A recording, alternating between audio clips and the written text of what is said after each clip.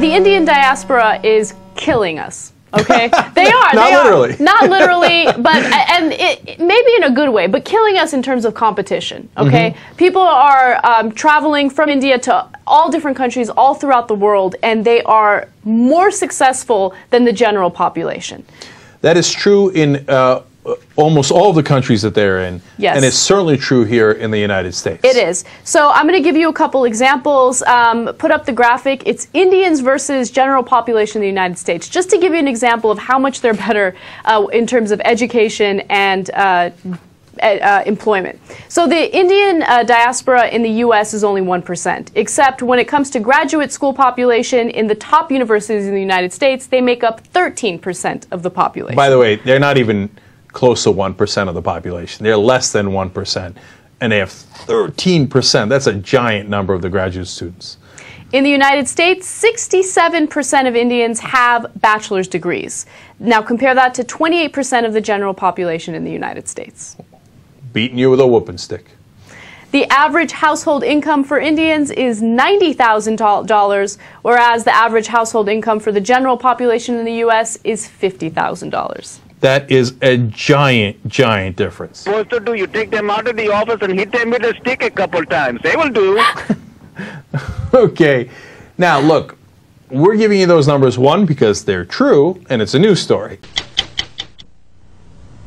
The United States imports oil from Saudi Arabia, cars from Japan, TVs from Korea, and whiskey from Scotland.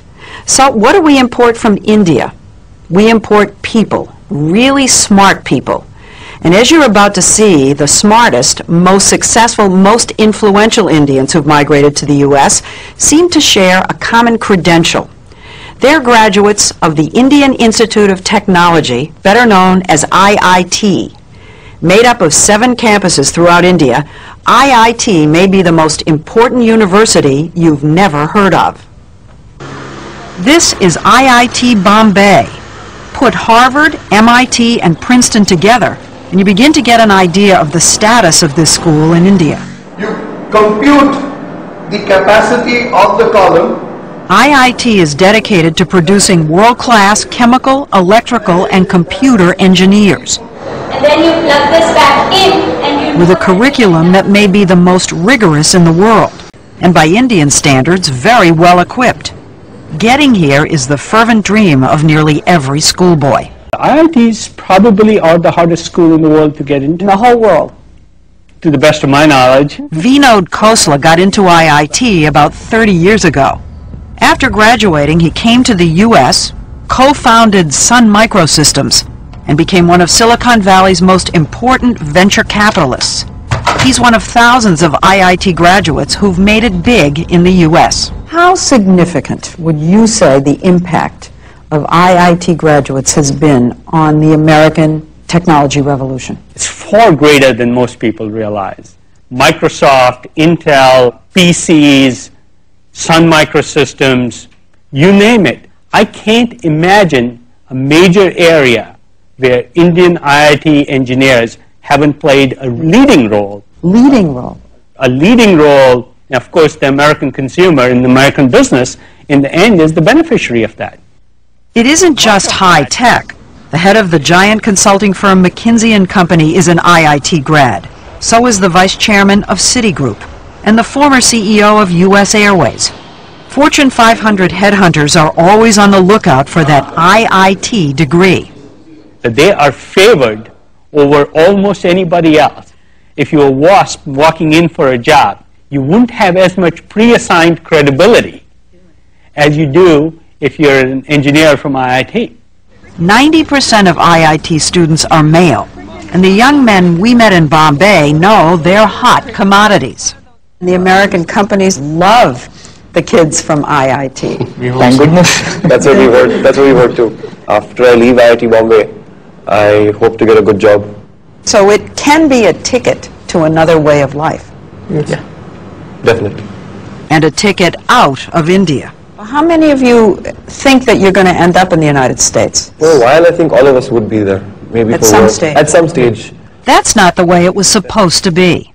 I want my country to be strong.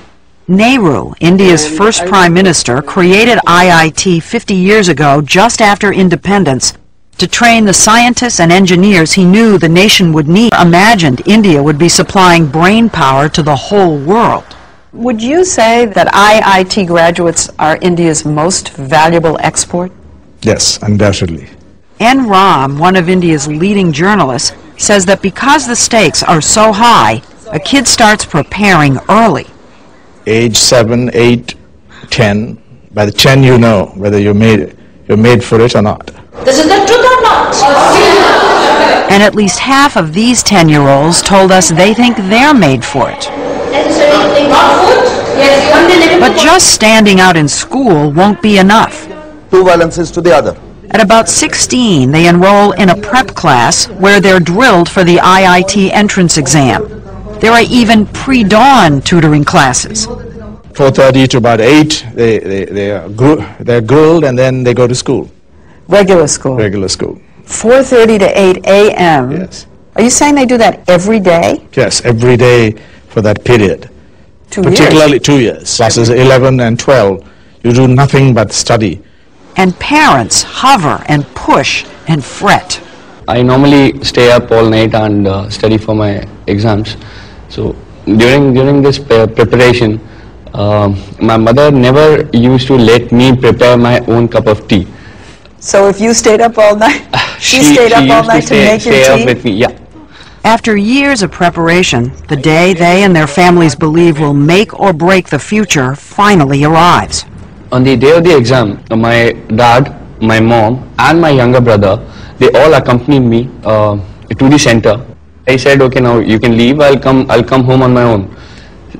But I was literally amazed when I came back out of the center and see my parents and brother still waiting for me outside the center. How many hours? It was close to 6 hours. 6 hours of testing, then an excruciating month-long wait for the results. They put them up on the web and you can call them up, and after 10 days you get a letter. So But it's on the web so everybody knows. Yeah. You never get your marks. You just get your All India rank. You just get your rank. Rank, so you first, second, third in the country. Right. Yeah. So it goes from So 1 everybody knows. to 3,000 roughly. So if you were 2,999, everybody knows. Everybody knows, and you're considered really lucky. The top rankers get their photographs in the paper and all. So The high ranks. the high ranks. He's one of Of them. course. You were one of them? Yeah, somewhat, yeah. What number? I was 196. Did you get your picture in the paper? Oh, yeah. It's a big deal in India. It is. Narayana Murthy, founder of the huge software company Infosys, is known as the Bill Gates of India. It's very easy to lose hope in this country. It's very easy to set your aspirations low in this country. But amidst all this competition among high-quality students, this institution of IIT sets your aspirations much higher. Now what about your own son? Well, my son, he probably wanted to do computer science at IIT. To do computer science at IIT, you have to be in top 200. And he couldn't do that, so he went to Cornell instead.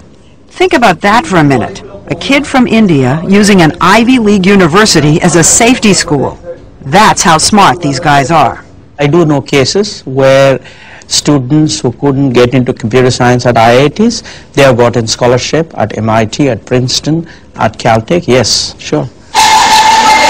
You wouldn't mistake this for MIT or Caltech.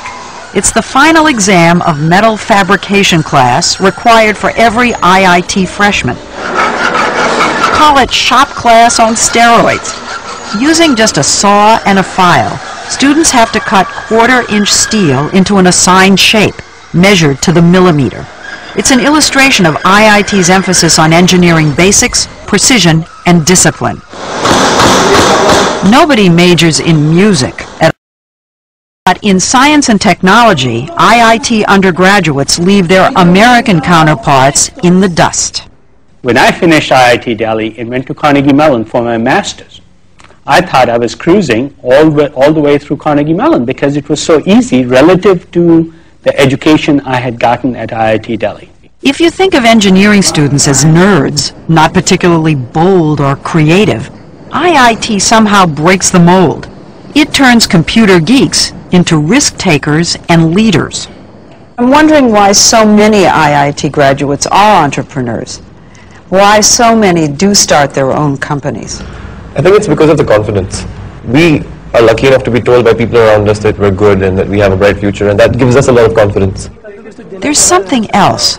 Students act like entrepreneurs the whole time they're at IIT. They run everything in the dorms, which might be mistaken for cell blocks if not for all the Pentium 4 PCs. They organize the sports themselves. They even hire the chefs and pick the food in the mess halls. And unlike so many other institutions in India, they all know they're here because they deserve to be here. Can you slip somebody a couple of rupees and say, come on, get my son in? No, never. Impossible? Impossible. There is no corruption. It's a pure meritocracy. IIT may also be one of the best educational bargains in the world. It costs a family just about $700 a year for room, board, and tuition. That's less than 20% of the true cost. The Indian government subsidizes all the rest. While some IIT grads stay and have helped build India's flourishing high-tech sector, almost 2/3, up to 2,000 people leave every year, most for the U.S. Some people would say you're subsidizing factories which produce largely for the higher end of the American employment market. So there's this debate here that says, why are we spending so much money to educate these brilliant young men who just leave? You don't have to be crudely nationalistic to raise this question. There's a need here, there's a demand here, and these guys are simply not available. How many of them ever come back? Very small percentage. But my view is that we also have to work harder here to make it attractive for them to come back. Murthy is doing his part. His software company, Infosys, hires about 150 IIT graduates every year to stay and work in India. He says the brain drain doesn't worry him. Sure, Nehru wanted all these young men and women to contribute to the success of India, and they are contributing to the success of India in some way, because today the respect for the Indian professional is much higher in the United States than what it was in the 50s. But does that translate into investment money coming into India? Some of these people who have reached the higher echelons in the corporate world in the US, they have persuaded their corporations to start operations in India, whether it's Texas Instruments, whether it's General Electric, whether it's Citibank. So it does mean investment back here? Oh yes, it does mean. I have no question that India now is benefiting significantly from the cycling of knowledge, the back and forth, no question about it. And individual IIT grads are sending lots of money back home, too. But the U.S. still gets the better end of the bargain. How many jobs have entrepreneurs, Indian entrepreneurs in Silicon Valley created over the last 15, 20 years? Hundreds of thousands, I would guess. For this society? For this society here in America. मैं आपसे ये बिल्कुल कहना चाहूँगा ये बात कि India का आज से कोई 12-15 साल पहले की बात है. मैं शिकागो में था. उनका एक चीफ मिनिस्टर इंडिया के साउथ स्टेट का आया. उसने बिल गेट के साथ उस जमाने में $1 अरब का कॉन्ट्रैक्ट किया हैदराबाद यूनिवर्सिटी को कंप्यूटराइज्ड बच्चे सिस्टम देने के लिए. वहाँ से 35,000 बच्चे उन्होंने कंप्यूटर पे निकालने थे जो दुनिया में उन्होंने खपाने थे. मैंने अपनी आंखों से ये असर भी देखा कि हम पाकिस्तान के लोग, हमारे लोग सियासी पनाह के उन्वान पे मजदूरी करते थे जर्मनी में, लेकिन 1998 के दौरान इंडिया से 20,000 कंप्यूटर के लोग वो लेके गए थे, क्योंकि जर्मनी से भी वो आगे थे कंप्यूटर में. तो दुनिया तो कहाँ मूव करके चली गई, हम उसी जगह बैठे रहे.